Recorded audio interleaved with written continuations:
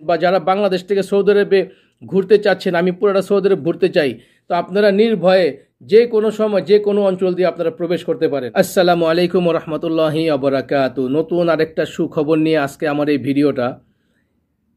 ভিডিওটা প্লিজ ভালো লাগলে অবশ্যই শেয়ার করবেন, ভিডিওটা সম্পূর্ণ দেখার চেষ্টা করবেন। সৌদি আরব উমরা এবং হজ মন্ত্রণালয় নতুন আরেকটা সিদ্ধান্ত নিয়েছে।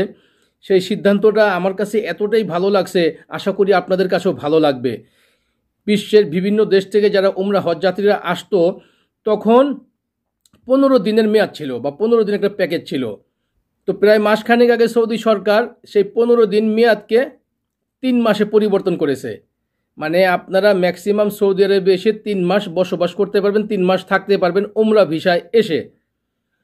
তো তখন তো ছিল, আপনারা যারা উমরা করতে আসবেন তখন ছিল, দেখা গেল যে আপনার জিদ্দা এয়ারপোর্টে ল্যান্ড করতে হতো বা জিদ্দা এয়ারপোর্ট দিয়ে আপনাদেরকে সৌদি আরবে প্রবেশ করতে হতো।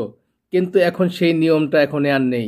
এখন আলহামদুলিল্লাহ, কারণ আমি মনে করি এটা সবার জন্য ভালো। কারণ এখন আপনি সৌদি আরবের মধ্যে উমরা হজে যখন প্রবেশ করবেন, মানে উমরা হজে যখন সৌদি আরবে আসবেন, আপনি সৌদি আরবে যে কোনো এয়ারপোর্ট থেকে আপনি সৌদি আরবে প্রবেশ করতে পারবেন। দেখা গেল যে আপনি রিয়াদ, জিদ্দা, দাম্মাম, তায়েফ, মদিনা, মানে সৌদি আরবের মধ্যে যে সমস্ত ইন্টারন্যাশনাল এয়ারপোর্ট আছে, আপনারা সেখান থেকে প্রবেশ করে সৌদি আরবে আসতে পারেন। তো দেখা গেল যে অনেক প্রবাসী ভাই আমাকে বলতো, ভাই আমি তো রিয়াদের মধ্যে আছি বা আমি দাম্মামে আছি, তো আমি আমার পরিবারকে কি এই ঢাকা টু জেদ্দার টিকিট কাটতে হবে না আমি দাম্মাম কাটতে পারবো? তখন আমি কনফিউজ ছিলাম, আমি কি উত্তর দেব, কারণ তখন আমাদের কাছে কোনো প্রমাণ ছিল না। কিন্তু এখন আমাদের কাছে প্রমাণ আছে। যেমন আপনার স্ক্রিনটা লক্ষ্য করে দেখুন, সৌদি হজ মন্ত্রণালয় এই আরবিতে লেখা দিয়েছে, আমি এটাকে বাংলাতে ট্রান্সলেট করে দিয়েছি আপনাদের সুবিধার জন্য। কারণ এখানে আপনারা আপনাদের পরিবারকে যদি আপনি রিয়াদ হন, রিয়াদের টিকিট কাটতে পারবেন। যদি আপনি দাম্মাম হন, দাম্মামের টিকিট কাটতে পারবেন। যদি বলেন যে ভাই আমি তায়েফে আসি, সেটাও পারবেন। যদি বলেন যে ভাই আমি জিজানে আসি, আপনি সেটাও পারবেন। এটা আমাদের প্রবাসীদের জন্য অনেকটা সুবিধা হয়েছে। কারণ আমরা সৌদি আরবের মধ্যে এক একটা প্রবাসী এক একটা অঞ্চলে থাকি, কিন্তু আমাদের তখন সেই মুহূর্তে সম্ভব না এই জিদ্দা থেকে পরিবারকে রিসিভ করা, অনেক দূর হয়ে যায়। কিন্তু এখন আর সেই ভোগান্তিটা হবে না। আশা করি সৌদি হজ এবং উমরা মন্ত্রণালয় যে সিদ্ধান্তটা নিয়েছে, এটা সকলের কাছে ভালো লাগবে। যেহেতু আমার কাছেই ভালো লাগতেছে, আপনাদের কাছে অবশ্যই ভালো লাগবে। তো প্লিজ ভিডিওটা আপনারা শেয়ার করবেন।